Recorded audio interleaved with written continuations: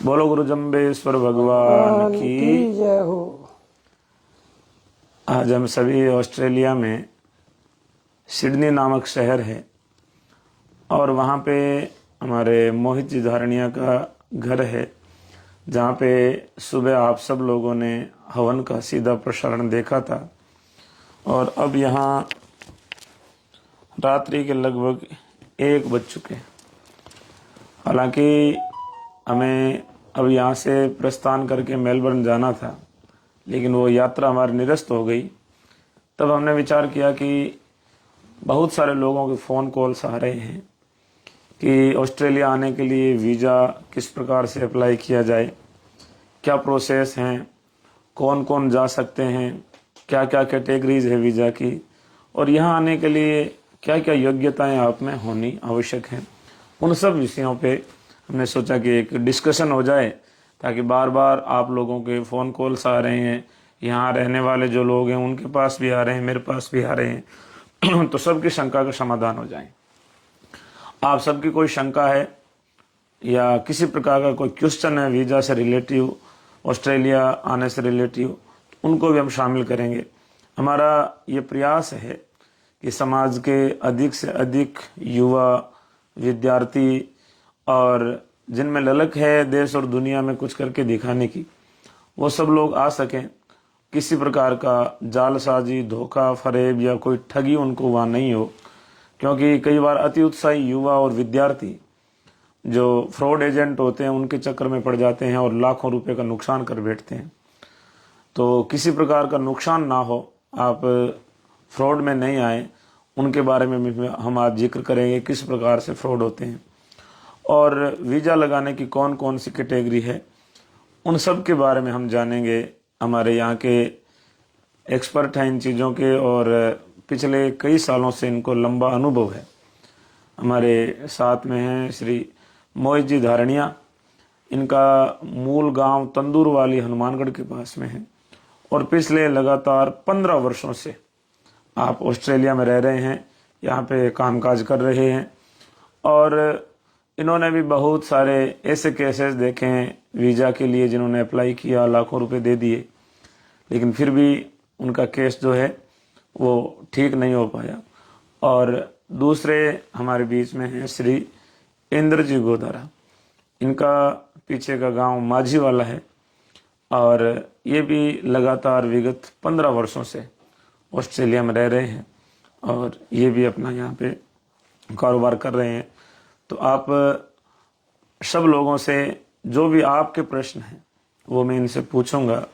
जो जो शंकाएं हैं, जो जो आप लोगों के मन में पिछले 5-7 दिनों से यहाँ की तस्वीरें, यहाँ की संस्मरण और यहाँ की दृश्य देख करके आप सब लोगों के मन में भी उत्कट अभिलाषा हुई होगी कि हम भी ऑस्ट्रेलिया जाएं, और बहुत से विद्यार्थियों के मन में भी इच्छा हुई होगी कि हम भी स्टडी वीज़ा पे ऑस्ट्रेलिया में जाकर के स्टडी भी करें और साथ में जो कुछ रोजगार भी हमें वहाँ मिल जाएगा, वहाँ के रहने का भी मौका मिलेगा। तो उन सब विषयों पे हम चर्चा करेंगे। तो फेसबुक लाइव के माध्यम से आप सब लोगों के साथ में ये मौका है जुड़ने का। स्वागत है मोहित जी और इंद्र जी, आप दोनों का बहुत बहुत धन्यवाद। और भारतीय दर्शक आपको देख रहे हैं, वहाँ तो समय शाम के लगभग 7:45 हुए होंगे। आप सब लोग अपने काम काज से निवृत्त होकर के घर बैठे होंगे स्क्रीन के सामने नजरें गड़ाए हुए, लेकिन आप सब लोगों के जो प्रश्न हैं वो सब प्रश्न इनसे पूछेंगे। तो मैं ये सबसे पहले जानना चाहूँगा कि यहाँ पे जो भारतीय नागरिक है, चाहे वो विद्यार्थी हैं, चाहे वो वर्कर हैं, चाहे वो एक्सपर्ट हैं किसी भी विषय के, वो यदि यहाँ आना चाहें तो ऑस्ट्रेलियन गवर्नमेंट कितने प्रकार की कैटेगरी के वीज़ा परमिट करती है भारतीय नागरिकों को आने के लिए, आप सबसे पहले बताएं। वो जो मेन वीज़ा है वो 5 प्रकार के वीज़ा है। ठीक है। जो विजिटर वीज़ा आते हैं, ठीक है, घूमने फिरने के लिए, ठीक उसके है। अंदर एक कैटेगरी और है फैमिली विजिटर। ठीक है। दूसरा है जी स्टूडेंट वीज़ा, फिर है जी पार्टनर वीज़ा, ठीक है। फिर है जी वर्किंग वीज़ा, ओके। और उसके बाद है जी बिजनेस वीज़ा। ठीक है। बाकी और बहुत प्रकार के वीज़ा है, बट मेन जो है वो ठीक है, मुख्य रूप से ये 5 5 हैं, वीज़ा। बाकी तो और अपनी अपनी तकनीकी जो उनके विषय होते हैं उसके अनुसार वो आते हैं। लेकिन विशेष तौर से आप बता रहे हैं कि जो 5 वीज़ा हैं जिनमें स्टूडेंट, विजिटर, फैमिली, रिलेटिव्स जो होते हैं, जो ब्लड रिलेशन जिन परिवार के लोगों के साथ में होता है उनका होता है, बिजनेस वीज़ा होता है और वर्किंग वीज़ा होता है और एक पार्टनर वीजा। एक पार्टनर वीज़ा होता है। तो इन 5 के बारे में हम विशेष रूप से चर्चा करेंगे। सबसे पहले हम चर्चा करेंगे स्टूडेंट वीज़ा।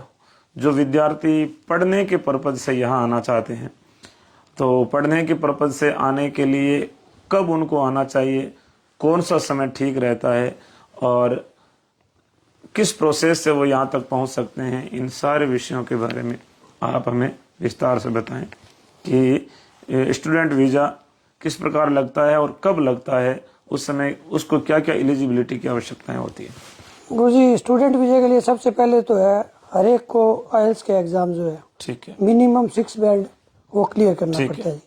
सो आप कुछ क्या बेस्ट कब स्टार्ट करें, तो जैसे स्कूलिंग खत्म होती है तो अपनी कॉलेज की स्टडी जो है बैचलर डिग्री है जी तो उसके लिए यहाँ पे आना सबसे बेस्ट है। ठीक है, बैचलर अगर निकल गई है तो just after complete bachelor master degree के लिए अप्लाई कर सकते हैं किसी भी यूनिवर्सिटी में। ठीक है, और मिनिमम जो है उनकी एंट्री रिक्वायरमेंट जो है आइल्स के अंदर 6 बैंड होने चाहिए और जो अपना 12th का है 60% से अबव होने चाहिए।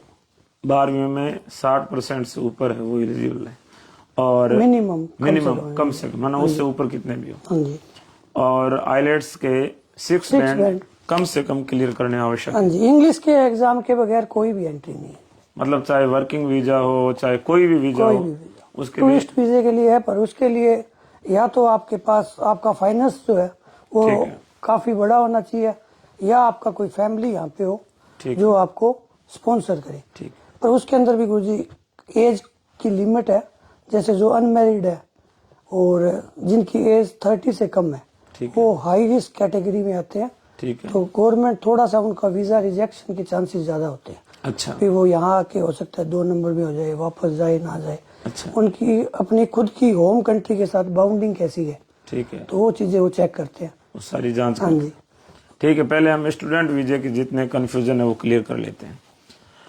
यदि जो स्टूडेंट आज 10वीं में है या 12वीं में है और उनकी इच्छा है कि वो ऑस्ट्रेलिया जाकर के पढ़ें, तो उसके लिए सबसे पहले तो आइलेट्स के बैंड क्लियर करने वहाँ ट्रेनिंग करनी आवश्यक है।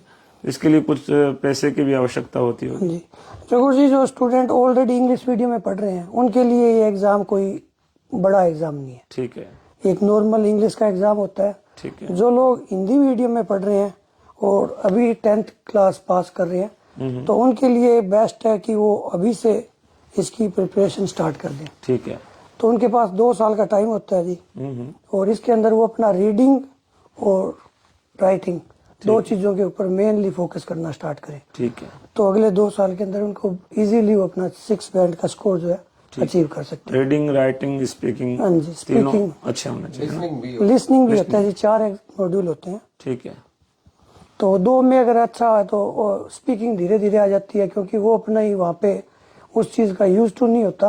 और उसका भी एग्जाम, चारों चीजों का एग्जाम इकट्ठा होता है। ठीक है, और वो जो स्कोर बनता है वो कंबाइंड बनता है उनका। और एक में भी रिक्वायरमेंट है मिनिमम, एक में 6 होनी चाहिए और सबका अलग अलग है। ठीक है। और फीस वगैरह के लिए फंड कितने की आवश्यकता होती है? फीस गुरुजी यहाँ पे जो यूनिवर्सिटी की मिनिमम से मिनिमम डिग्री है, बैचलर की डिग्री, उसके लिए जो है आपको वहां से जब आते हो तो आपको 1 सेमेस्टर की फीस देनी पड़ती है। ठीक है, और वो डिग्री डिपेंड करती है आप कौन सी यूनिवर्सिटी से ले रहे हो। ठीक है। तो वो बैचलर डिग्री 60,000 से लेके $80,000 तक है। इंडियन रुपयों की बात करें तो ऑस्ट्रेलियन हाँ वो तो ठीक है। ऑस्ट्रेलिया में इंडियन रुपयों के हिसाब से काउंट करें तो कितना होगा? लगभग 80,000 तो 40 लाख की डिग्री होगी। ठीक है, 40 लाख की होगी तो आपको 1 सेमेस्टर की फीस भरनी पड़ती है जी। ठीक है। तो वो 8 से 10 लाख रुपए आपका फीस का खर्चा होता वो पैसे स्टूडेंट के खाते में होने चाहिए या उनके फादर वगैरह किसी के भी खाते में हो सकते हैं? है। वो गुरुजी उसके लिए आपको कितना फंड शो करना है उसके लिए जो है 3-4 चीजें डिपेंड करती है। ठीक है, पहली आपकी कॉलेज की फीस कितनी है, ठीक है। फिर उसके बाद यहाँ पे हेल्थ इंश्योरेंस लेना पड़ता है जी। अच्छा, आपकी जैसे 2 साल या 3 साल के वीजे पे आप आ रहे हो, ठीक है, तो आपको 3 साल का एक मेडिकल हेल्थ इंश्योरेंस लेना पड़ेगा। ठीक है, वो उसकी फीस लगेगी जी। उसके बाद इमिग्रेशन की फीस है, आपके मेडिकल वगैरह होंगे उनकी फीस है। ठीक है, और यहाँ पे जो है लिविंग, आप 3 साल रह रहे हो तो लिविंग का एक्सपेंस उसके अंदर और ऐड होगा। तो हर साल का यहाँ लिविंग एक्सपेंस है जी $18,000। 18,000। तो वो टोटल जो बनेगा वो आपको शो करना पड़ेगा। ठीक तो मान लो जी 35 से 40 लाख रुपए के बीच में आपको सिर्फ शो करना है, यहाँ देना नहीं है, लगाना भी नहीं है। वो मतलब वो आपके आपको खाते में सिर्फ होने चाहिए। आपके खाते में होने चाहिए। भी अगर ये मेरा बेटा या बेटी पढ़ने के लिए आ रहे हैं तो मैं इसकी फीस जो है पे कर सकता हूँ। तो गवर्नमेंट ये देखती है भी क्या ये जेन्युइन स्टूडेंट है या नहीं है। तो वो सिर्फ एक बार दिखाने के लिए आपको देना क्या है, अभी 1 सेमेस्टर की फीस देना है और उसका मेडिकल देना है और जो फ्लाइट की टिकट होगी वो देनी। ठीक है। नहीं, जैसे किसी स्टूडेंट ने स्कूल छोड़ दिया है या कॉलेज छोड़ दी है, तो उसके बाद में कितने साल तक वो यहाँ आने के लिए एलिजिबल रहता है? वो जो उसके लिए जो स्टूडेंट वीजे के लिए है वो ये है जी, ये कंटिन्यू आपकी स्टडी मांगती है। अगर आप गैप हो तो इमिग्रेशन के जो आपके वीजा आने के चांसेस है वो कम होते कम हैं। हो जाते हैं। केस ऑफिसर देखेगा भी तूने 3 या 2 साल तक तूने स्टडी क्यों नहीं की, मतलब क्या करता रहा। उसके बीच में हो सकता है भी किसी ने अपना कोई जॉब स्टार्ट की हो, अच्छा, तो वो उसकी स्टडी के अंदर इंक्लूड हो जाता है। भी कोई किसी ने जॉब स्टार्ट की, उसके बाद वो अपना स्किल बढ़ाना चाह रहा है या अपनी एजुकेशन बढ़ाना चाह रहा है, तो उसके अंदर वो इतनी ऑब्जेक्शन नहीं लगा सकते। ठीक है। भी किसी भी एज में बंदा जाके सोच सकता है भी मैं आगे जो है अपने स्किल में और पढ़ाई करूं। पर अगर किसी के पास कोई भी चीज प्रूफ करने के लिए नहीं है कि पिछले 3 साल क्या किया, तो फिर थोड़ी प्रॉब्लम हो जाती है। अच्छा, तो उसमें वीजा के वो या तो आप कवर करो उस गैप को किसी भी तरह, ठीक है। कि मेरी कोई और स्टडी चल रही थी बीच में या मेरा वर्क चल रहा था, तो उसका आपके पास कोई टैक्स रिफंड, टैक्स रिटर्न, कोई पे स्लिप, कुछ ऑफर लेटर, कुछ हो, मतलब कुछ प्रमाण होने चाहिए। प्रमाण होना चाहिए भी आप लगातार स्टडी से जुड़े हुए हो। ठीक है। अच्छा, इसमें 12वीं के बाद भी आ सकते हैं या बीए के बाद भी आ सकते हैं, मास्टर डिग्री के लिए भी आ सकते हैं? हाँ जी, वो जी जो है 12th के बाद सही है, टाइम है। अगर आपकी 12th हो गई है, आप बीए के अंदर हो, फाइनल ईयर हो, तो आपके लिए ठीक है भी आप मास्टर डिग्री के लिए आ सकते हो। ठीक है, वो भी आपके लिए बेस्ट टाइम है। ठीक है। और जैसे स्टूडेंट वहाँ से यहाँ आ जाए यहाँ आने के बाद वे उनको काम तो मिल ही जाता है? हाँ जी, अभी जो है ऑस्ट्रेलिया में पहले सिर्फ 20 घंटे वर्क राइट था। ठीक है, हफ्ते तो में? पर आवर पर वीक में वीक में ओनली 20 आवर? 20 आवर था। वो अभी जो कोविड के बाद इनकी लेबर शॉर्टेज हुई, ठीक है, तो अभी पहली बार ऐसा हुआ है कि इन्होंने फुल टाइम, मतलब सिटीजन जितना काम कर सकता है उतना स्टूडेंट अपना स्टूडेंट भी कर सकते कर सकता है। पर स्टूडेंट को अपना कॉलेज कंटिन्यू रखना पड़ेगा, हैं। ठीक है, क्योंकि कॉलेज में जो अटेंडेंस है वो 80% होती है। अच्छा, अगर वो उसकी ब्रेक कर रही है तो कॉलेज का रिपोर्ट कर देता है इमिग्रेशन को, अच्छा, और इमिग्रेशन बाद में आपका वीजा कैंसिल भी कर सकता है। यहाँ वैसे जो स्टूडेंट वर्क वीजा काम करते हैं एक्स्ट्रा बाहर जा करके, उनको मिनिमम पे कितना मिलता है पर आवर के हिसाब से, पर घंटे के हिसाब से? मिनिमम गुरुजी जो है लीगल पे रेट है $25, $25। और उससे कम नहीं दे सकते। मतलब कम से कम $25 पर घंटे देना होता है। $25 को यदि भारतीय रुपये में देखें तो 1250 रुपये होते हैं। यानी 1250 रुपये पर घंटे के हिसाब से बाहर आप काम करोगे तो उसके आपको पे मिलेगा। हफ्ते में आप कितने घंटे काम करते हैं वो आपके ऊपर डिपेंड करता है। आपकी कॉलेज भी मिस नहीं होनी चाहिए, आपको असाइनमेंट भी बनाने हैं, आपको मेहनत भी करना है। तो कुल मिलाकर के स्टूडेंट यदि यहाँ पढ़ने के लिए आता है तो उसको जो देर तक सोना और ये सारी चीजें छोड़नी पड़ेगी। बिल्कुल गुरुजी, उसको 4 से 5 घंटे की नींद मिलेगी। अच्छा। और हार्ड वर्क उसको करना पड़ेगा अगले 2 या 3 साल तक। 3 साल तक तो खूब हार्ड वर्क करना पड़ेगा। अगर कोई ये सोच के आए भी बस एक बार वहां जाना ही है, काम बन गया, तो अगले 3-4 साल तो तपस्या करनी पड़ेगी। अच्छा, जितना परिश्रम विद्यार्थी यहाँ आने के बाद में करते हैं, मैं समझता हूँ यदि विद्यार्थी भारत में रह करके इतना परिश्रम करें जितना यहाँ 15-15 घंटे मेहनत करते हैं, 18-18 घंटे मेहनत करते हैं, उतनी मेहनत यहाँ करें तो भारत के जितने भी टॉप एग्जाम है, चाहे वो डॉक्टर्स के लिए हैं, चाहे वो ऑफिसर्स के लिए हैं, चाहे कोई भी सेक्टर के हैं, आप यूपीएससी का ले लो या राजस्थान से, तो आरपीएससी का ले लो, चाहे पीएमटी है, चाहे आईआईटी है, चाहे नीट है, इतनी मेहनत करने के बाद वहाँ वाले भी सारे क्रैक कर सकते हैं। बिल्कुल कर सकते लेकिन हैं। कई बार स्टूडेंट्स को ऐसा लगता है कि हम फॉरेन चले जाएंगे तो वहाँ बहुत सहूलियत हो जाएगी। यहाँ आने के बाद भी बहुत मेहनत करनी पड़ती है, परिश्रम करना पड़ता है। और आप सब लोग स्टूडेंट लाइफ में यहाँ आए हो, उस समय तो वर्क भी आप केवल हफ्ते में 20 घंटे ही 20 घंटे कर सकते हैं। लेकिन आप लोगों ने भी उस समय बहुत कठिन परिश्रम किया था, तब आप आज जाकर के अपने पैरों पे खड़े हो पाए हैं। यानी कोई भी विद्यार्थी यहाँ आता है तो 3 साल तक तो उसको समझ लो कि औसतन वो 5 घंटे या 4 घंटे नींद लेता है एक दिन में, 24 घंटे में। बाकी उसको कॉलेज को भी टाइम देना है, अपने वर्क को भी टाइम देना है, मेहनत भी करनी है, ये सारी चीजें उसको करनी पड़ती है। तब जाकर के हमें ऐसा लगता है कि वहाँ कमाई कर रहे हैं, उस कमाई के पीछे हार्ड वर्क कितना है उसके एक एंगल को भी हमें देखना चाहिए। तो जो स्टूडेंट्स हैं, यदि मेहनत करने का जज्बा है तो आप अवश्य आइएगा।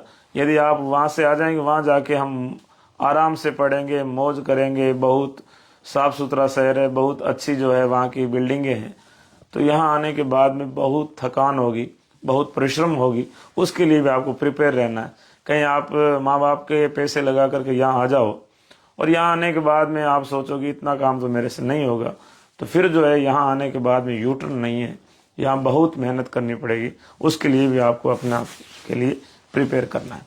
तो इसके लिए जो महत्वपूर्ण बातें हैं उनमें चाहे 12वीं के बाद हो, चाहे बैचलर के बाद, मास्टर डिग्री के बाद हो, उसके लिए जो कंपलसरी चीज़ें हैं वो ये है कि एक तो आइलेट्स के बैंड आपके क्लियर होने चाहिए, आपको सुनी हुई अंग्रेजी समझ में आनी चाहिए, आप ठीक से बोल पाएँ, आप अच्छा लिख पाएँ, ये सारी चीज़ें जो है इंग्लिश में मायने रखनी है।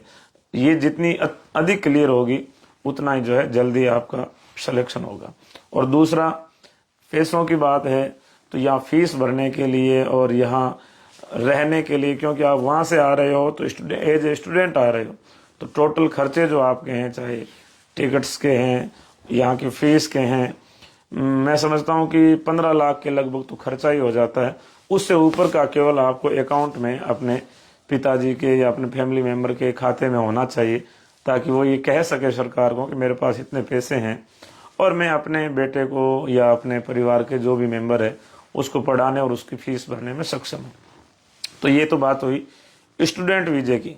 चाहे आप नर्सिंग का कोर्स लेने आ रहे हो, चाहे आप इंजीनियरिंग करने आ रहे हो, चाहे आप जो भी जिस सेक्टर में भी आना चाह रहे हैं, उसके लिए ये सारी प्रोसेस हैं। और लीगल प्रोसेस से आप आएंगे तभी यहाँ आकर के कामयाब हो पाओगे। यदि किसी ने जो है, जैसे हम सोचते हैं कि जुगाड़ लग जाए, जुगाड़ लगा करके आप आओगे तो यहाँ आने के बाद भी आपको वापस देश भेजा जा सकता है। उस समय बहुत जो है बुरी दशा हो जाती है, जीवन सारा ट्रैक से उतर जाता है। तो ये तो ख्याल ही मन से निकाल दे कि हम किसी जुगाड़ से या किसी बैकडोर एंट्री कर सकते हैं। यहाँ आने के लिए बहुत पारदर्शिता की आवश्यकता है और पारदर्शिता से आओगे तभी जो है आगे सफल हो पाओगे। तो स्टूडेंट वीजे की बात क्लियर हुई। दूसरा जो सबसे अधिक प्रश्न आ रहे हैं, फोन आ रहे हैं, वो इस बात को लेके आ रहे हैं कि वर्क वीजा के लिए हम कैसे आए। बहुत से ड्राइवर भाइयों के फोन आए कि हम गाड़ी चला सकते हैं। बहुत से लोग जो एसएस स्टील का काम करते हैं उनका फोन आया कि हम भी वहाँ अपना भविष्य की संभावनाएं देख सकते हैं क्या। और बहुत से लोग जो अलग अलग सेक्टर में काम करते हैं, कोई छोटा मोटा बिजनेस करते हैं, उनकी भी इच्छा उन्होंने जताई कि हम भी वहाँ जाके काम करना चाहते हैं। तो मैं मोहित भाई से निवेदन करूंगा कि आप बताएं कि वर्क वीजा पे आने का क्या प्रोसेस है, यहाँ पे सरकार किन किन लोगों को अनुमति देती है कि आप यहाँ आकर के काम कर सकते हैं। जी जो है यहाँ पे वर्किंग और स्किल वीजा है जो है, तो उसके अंदर 2 चीजें हैं जी। एक तो जो सीधा वर्क वीजा मिलता है वो यूरोप की कुछ कंट्री है, ठीक है, उनको मिलता है जी। वो 1 साल का वीजा होता है, वर्किंग हॉलीडे वीजा बोलते हैं उसको। तो उसके अंदर अपनी कंट्री तो है ही नहीं, तो वो उस वाले पार्ट पे बात करने की जरूरत नहीं। ठीक है। दूसरा है जी जो वर्क वीजा है वहां से डलता है, वो स्किल वीजा बोलते हैं जी उसको। आपने कोई काम किया, जैसे आप इंजीनियर हो या आपने कोई आईटी की डिग्री की है या आपने कोई ट्रेड कोर्स किया, आप मैकेनिक हो, इलेक्ट्रिशियन हो, कुछ भी हो, तो उसके लिए जो है यहाँ पे 2 लिस्ट है जी, स्किल लिस्ट है। ठीक है। एक है जी जो है लॉन्ग टर्म लिस्ट और एक है शॉर्ट टर्म लिस्ट। ठीक है। तो आपने जो स्किल आपके अंदर है वो उस लिस्ट के अंदर होना चाहिए, पहली बात। ठीक है। दूसरी बात है जी यहाँ पे पॉइंट टेस्ट, उसके बाद है जी उसकी जो स्किल है उसका स्किल असेसमेंट होनी चाहिए। ठीक है। आपने पहले उसकी कोई डिग्री की है और फिर उसके बाद आपने वहाँ पे कम से कम 3 साल मिनिमम आपका वर्क एक्सपीरियंस है। ठीक है। और आइल्स की जो रिक्वायरमेंट है वो 6 तो है, वहाँ पे 7 से ज्यादा है। और जब वो सारा कुछ होता है, पहले सबसे पहले आप अप्लाई करोगे स्किल असेसमेंट। ठीक है। तो स्किल असेसमेंट की आपका जो स्किल है उसके हिसाब से यहाँ अलग अलग स्किल असेसमेंट बॉडीज बनी हुई है। कंप्यूटर साइंस वालों के लिए अलग है, आईटी वालों के लिए अलग है, ट्रेड कोर्स है उनके लिए वेटासिस है, वो अलग है। तो आप उनके अंदर अप्लाई करो कि भी मेरी ये डिग्री है, प्लस जो है मैं यहाँ इतने साल से 4 साल से 5 साल से इस फील्ड में काम कर रहा हूँ। ठीक है। तो वो आपकी डिग्री को एक्सेस करेंगे। अगर वहाँ से आपकी स्किल असेसमेंट होके आती है, ठीक है। पहला स्टेप आपका क्लियर होता है, आपका जो स्किल है वो इनकी मीडियम और शॉर्ट टर्म लिस्ट में है। ठीक तो आप किसी भी स्टेट की स्टेट स्पॉन्सरशिप ओपन होती है तो वहाँ अप्लाई करने जाते हो। अप्लाई करने जाते हो तो वहाँ पॉइंट टेस्ट है जी, टेबल है। उसके अंदर आपकी स्टडी के आपको पॉइंट मिलेंगे, वर्क के आपको पॉइंट मिलेंगे, इंग्लिश का एग्जाम है उसके पॉइंट मिलेंगे। तो 6-7 जो बैंड है उसके वहाँ पे 10 पॉइंट एक्स्ट्रा है। आपके 8 है तो 20 पॉइंट है।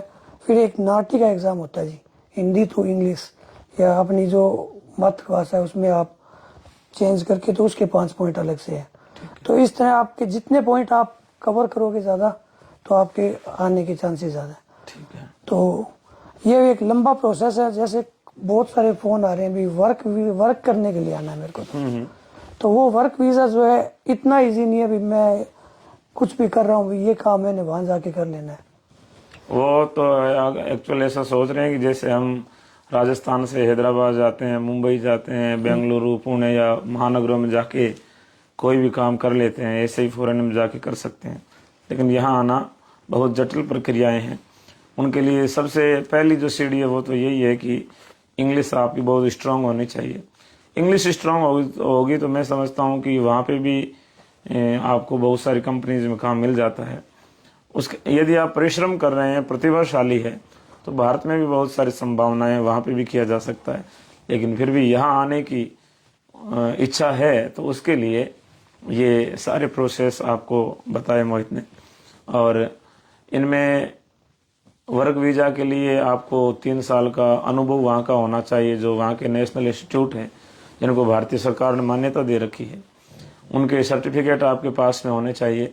और यदि आप टीचिंग के लिए जैसे फॉर एग्जांपल आना चाहते हैं कि आप यहाँ आकर टीचिंग करोगे, तो उसके लिए आपके आइलेट्स के 8 बैंड 9 में से 8 बैंड क्लियर होने चाहिए, तब आपको यहाँ की अनुमति मिलेगी। और फिर पीछे का टीचिंग का अनुभव भी आपका यहाँ पे काम आएगा, वो भी देखा जाएगा कि आप वहाँ भारत में कितने सालों से पढ़ा रहे हैं और आपकी रेटिंग क्या है।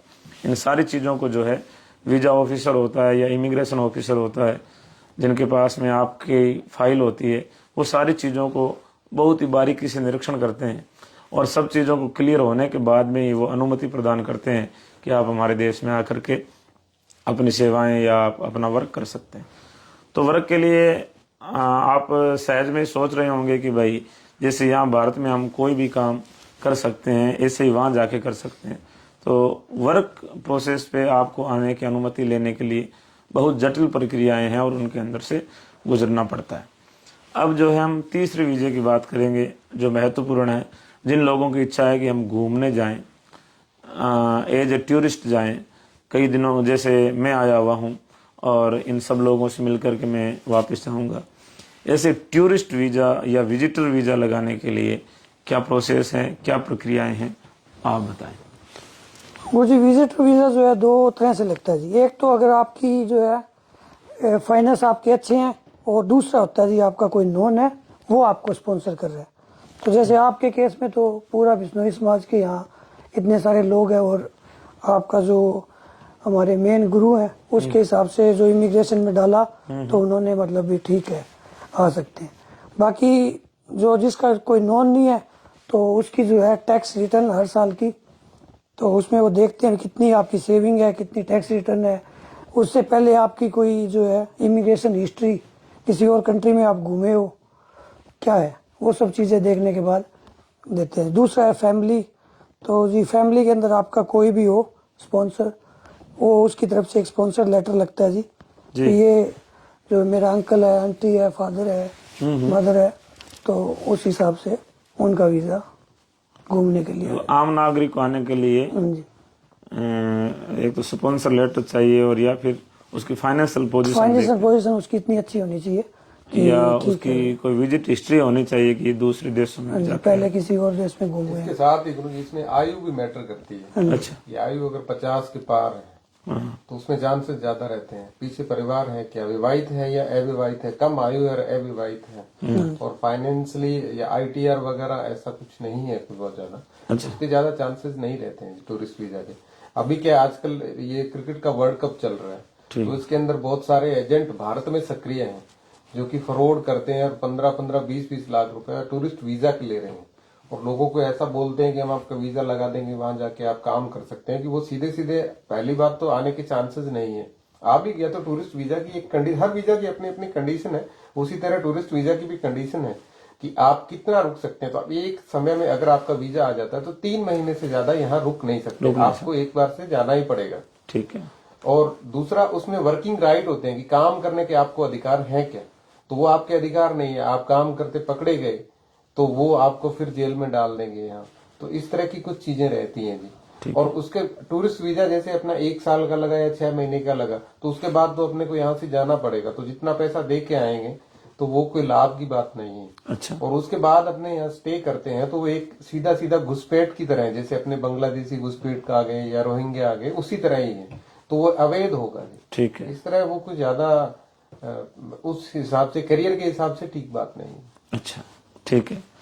तो ये बहुत महत्वपूर्ण बात बताई कि जैसे अब वर्ल्ड कप के नाम पे या किसी न किसी बैकडोर एंट्री एजेंट्स लोग करवा भी देते हैं, तो यहाँ आने के बाद में उनके पास सामने बहुत बड़ी मुश्किलें पैदा हो जाती है, क्योंकि कहीं भी किसी कंपनी में या किसी एजेंसी में या कहीं भी आप काम करने के लिए जाओगे तो आपका वीज़ा, आपके जो वर्किंग की आपकी जो प्रतिभा है या आपके अंदर जो किस सेक्टर में काम करना चाहते हैं, आपकी क्या स्पेशलाइजेशन आपके पास में, वो सारी चीज़ें मांगते हैं और वो आपके पास नहीं होती है, तो ना ही तो कोई काम पे रखता है और ना ही आप यहाँ सक्सेस हो पाते हैं। तो जेन्युइन तरीके से आने वाले व्यक्ति ही या आने वाले लोग ही यहाँ पे सक्सेस हो पाते हैं। बैकडोर एंट्री यहाँ पे नहीं है, और आए तो भी वो आगे उसके लिए बहुत घातक और मुश्किलें पैदा करने वाली होती है। तो बहुत सारी बातें और बहुत सारी चीज़ें मोटे तौर पे क्लियर हो गई होगी। और भी यदि किसी व्यक्ति के कोई प्रश्न, कोई जिज्ञासा, कोई शंका है तो आप लाइव कमेंट के माध्यम से लिख सकते हैं ताकि उनका आपको जवाब दिया जा सके।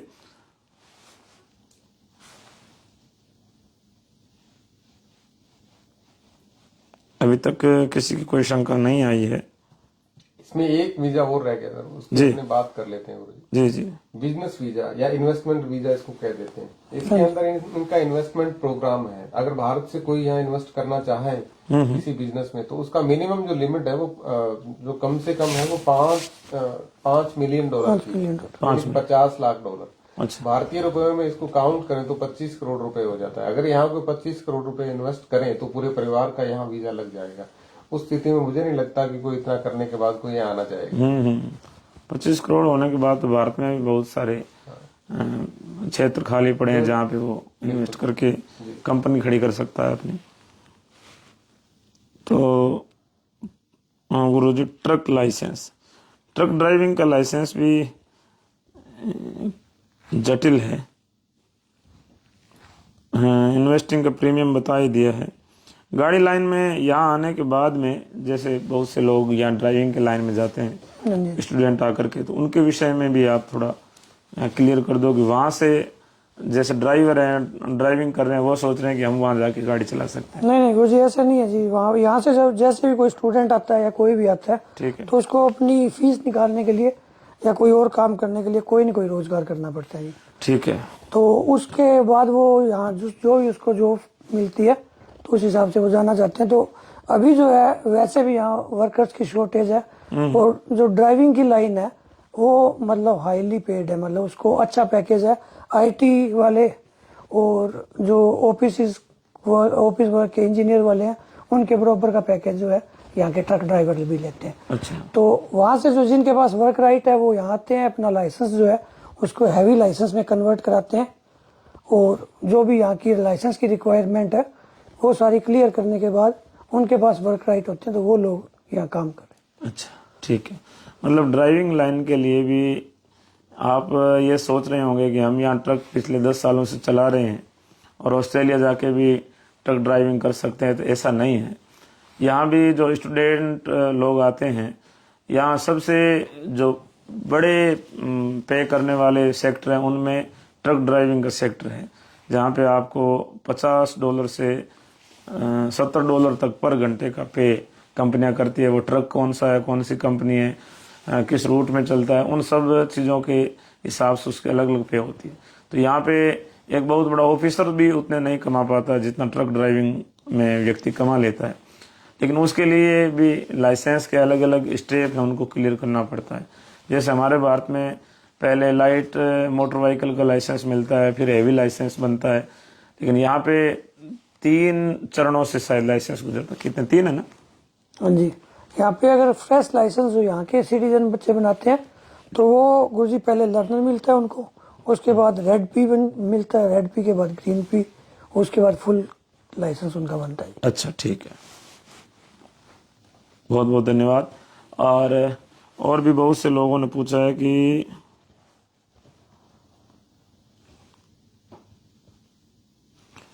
शायद जो लोग नए जुड़े हैं उनको पता नहीं होगा कि हमने पहले सारी डिस्कशन क्लियर कर लिए हैं। पीएचडी स्टूडेंट के लिए भी वही प्रक्रियाएं रहेगी, चाहे आप मास्टर डिग्री के लिए आ रहे हैं, चाहे पीएचडी के लिए आ रहे हैं, चाहे बैचलर के लिए आ रहे हैं। उसके लिए आईलेट्स के बैंड क्लियर करना ज़रूरी है। यहाँ की जो कॉलेज की फ़ीस है वो आपको भरनी पड़ेगी। आप यहाँ रहने के लिए आपको जो एक्सपेंसिव है, जो यहाँ की जो खर्चे हैं, यहाँ की जो सारी चीज़ें हैं, वो भी आपके पास में होनी चाहिए।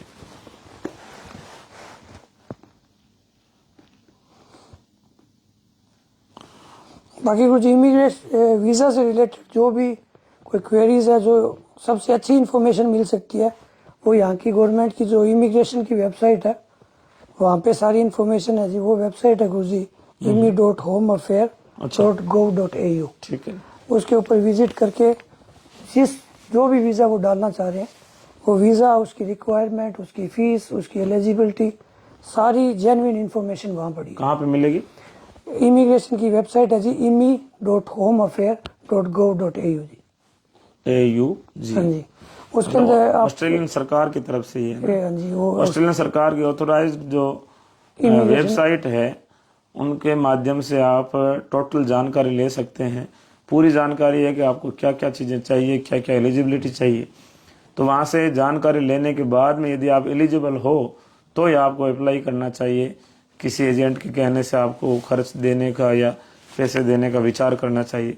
उससे पहले जो है बिना विचार किए, बिना कन्फर्म किए आप किसी भी एजेंट के हाथ में यदि पैसे थमा देते हैं तो वो रिस्क आप ही फिर भुगत रहेंगे। हाँ, यदि कोई पत्नी यहाँ आकर के रहती है या पति कोई यहाँ आकर के रहता है तो वो फिर अपने फैमिली वीजे के हिसाब से पार्टनर वीज़ा गुरुजी वो है उसके लिए, पार्टनर वीजा या स्पाउस वीजा। Spouse visa. अच्छा, अगर कोई विद्यार्थी यहाँ पढ़ने आता है जी, ठीक है, तो लड़की आ रही है या कोई लड़का आ रहा है, अगर वो विवाहित है तो उसके साथ जो स्पाउस केस आएगा वो पार्टनर वीजा कहलाता है जी। उसका वीजा लगेगा अपने आप। ठीक उसके पास पूरे काम करने के यहाँ अधिकार रहेंगे और वो यहाँ काम कर सकता है ठीक है। जब तक उसका पार्टनर यहाँ पढ़ाई करेगा जी। अच्छा, ठीक है, दूसरा वीजा है स्पाउस वीजा जी। कोई भारतीय नागरिक यहाँ परमानेंट है जी, जिसके पास PR है, ठीक है, तो वो अगर विवाह करता है तो उसको स्पाउस वीजा कहते हैं। तो वो वहां से उसका जो पति है या पत्नी भारत से विवाह करने के बाद आएगा, वो as a PR permanent resident होके ही आएगा। ठीक वो है। एक अलग केस है। अच्छा, वो दूसरा मैटर है। ठीक है। एक्स-मैन आर्मी के लिए ये भारत में उनकी रिक्वायरमेंट है, लेकिन यहाँ पे जो जैसे हम भारत में देखते हैं कि जो रिटायर्ड सैनिक होते हैं उनको विशेष रूप से सरकारी नौकरियों में और में रिजर्वेशन मिलता है, लेकिन यहाँ इनकी सरकार की तरफ से ऐसा कोई वो नहीं है। ये कह रहे हैं वर्क वीजा का खर्चा कितना आता है? कुछ उसकी फीस वगैरह तो इतनी अलग अलग वीज़ा है जी उसके अंदर, तो उनकी फीस है कोई शायद अभी अपडेट हुई है, एग्जैक्ट नहीं पता है, लगभग पर 5 से 6 हजार उसकी फीस है। 5 से 6,000 फीस है। पर वर्क वीजा का वही बात है जो अपने चर्चा कर चुके हैं जी। उस वर्क वीजा के लिए आप एलिजिबल हो क्या? किसी ऐसे बड़े संस्थान से आपके पास कोई डिग्री या ऐसा कोई डिप्लोमा या कोर्स है, फिर उसी क्षेत्र में आपने काम किया है कम से कम 3-4 वर्ष तक, उसकी ITR है, पे स्लिप है, सारे रिकॉर्ड है, वो सब है, तो उसके बाद अपने जो अप्लाई करेंगे, यहाँ का एक डिपार्टमेंट है स्किल असेसमेंट, जिस स्किल में अपने करेंगे, भले अपने इंजीनियर है, IT है, अध्यापक हैं, जो भी हैं, वो यहाँ का वो डिपार्टमेंट है, उस स्किल को असेस करेगा। जब अपना स्किल असेस हो जाएगा, उसके बाद अपने वो वीजा अप्लाई करेंगे। उससे पहले अपने को इंग्लिश का एक टेस्ट देना होगा जी, फिर वो अप्लाई होगा, और उसके बाद लगभग 6 महीने से 1 साल उसका रिजल्ट आने में लगता है। अच्छा, ठीक है। ऐसा रहता है, लंबा प्रोसेस है जी वो इतना। तो ये बहुत जटिल प्रक्रियाएं हैं यहाँ की आने के लिए। बहुत सारी चीज़ों पे चर्चा हुई और मोटे तौर पे वर्क वीज़ा, स्टूडेंट वीज़ा और विजिटर वीज़ा, तीनों जो आम व्यक्ति के लिए जिन पे हम विचार कर सकते हैं, उनके सभी पहलुओं पे हमने चर्चा की और आप सब लोगों के प्रश्नों को भी हमने शामिल किया जो पिछले कई दिनों से आप लोग पूछ रहे थे। एक बात और गुरु जी की, वर्क वीजा जो पूछ रहे हैं बार बार, वर्क वीजा ये अपनी चॉइस नहीं है कि अपने वर्क वीजा अप्लाई कर दें। अपने पास क्या है, क्या डिग्री है, क्या अनुभव है, उससे आगे के रास्ते और या जो चीजें हैं वो तय होगी। कोई भी आना चाहे या वर्क वीजा लेना चाहे, इस तरह अपने अप्लाई नहीं कर पाएंगे। उसके लिए एलिजिबिलिटी मिनिमम जो है पूरी करनी होगी। ठीक है, उसके लिए जो यहाँ की सरकार ने जो पैमाने तय किए हुए हैं उनको पार करना पड़ेगा, उनके अनुरूप हमें खरा उतरना पड़ेगा, तब जो ये लेंगे। हमारे वहाँ पे हमारे हाथ में कला, लेकिन कोई सरकारी किसी संस्थान का हमारे पास सर्टिफिकेट नहीं है, तो भी यहाँ उसको, आपके पास अनुभव है, आप सेल्फ काम कर रहे हैं, पिछले 20 सालों से कर रहे होंगे, लेकिन यहाँ आने के लिए आपको सरकारी संस्थानों की सर्टिफिकेट की, या प्राइवेट संस्थान में भी कहीं काम कर रहे हैं तो वहाँ का सर्टिफिकेट, वो सारी चीज़ें आपके पास में होनी चाहिए, डॉक्यूमेंट्स, तभी जो है यहाँ आने की अनुमति मिल सकती है। और गैस लाइन के लिए पूछ रहे हैं, यहाँ गैस की सब जगह घरों में कनेक्शन किए हुए हैं, यहाँ खुले सिलेंडर नहीं बिकते हैं। यहाँ पे घरों में पाइपलाइन लगी हुई है, गैस, पानी, बिजली सारी जो है घर में लाइन के माध्यम से सप्लाई आती है। और खुली टंकी यदि किसी को इमरजेंसी में आवश्यकता पड़ भी जाती है तो उसके लिए, जैसे हमारे स्टोर होते हैं, हमारे वहाँ शॉपिंग मॉल होते हैं, ऐसे यहाँ स्टोर होते हैं, वहाँ स्टोर में टंकियाँ मिल जाती है। खाली टंकी, भरी हुई टंकी भी मिल जाती है, उसकी कीमत अलग है। और यदि आपके पास खाली टंकी है तो खाली रखो और भरी हुई ले आओ, उसकी निश्चित राशि है वो जमा करवाओ और ले आते हैं। यहाँ कोई गैस का कनेक्शन केवल पाइपलाइन का ही होता है, बाकी ओपन में सिलेंडर बहुत कम लोग खरीदते हैं। यदि किसी को आवश्यकता होती है तो वो सीधा स्टोर में जाता है, वहाँ से ले आता है, और वो सारे स्टोर वालों के हाथों में, किसी व्यक्ति के हाथों में नहीं है।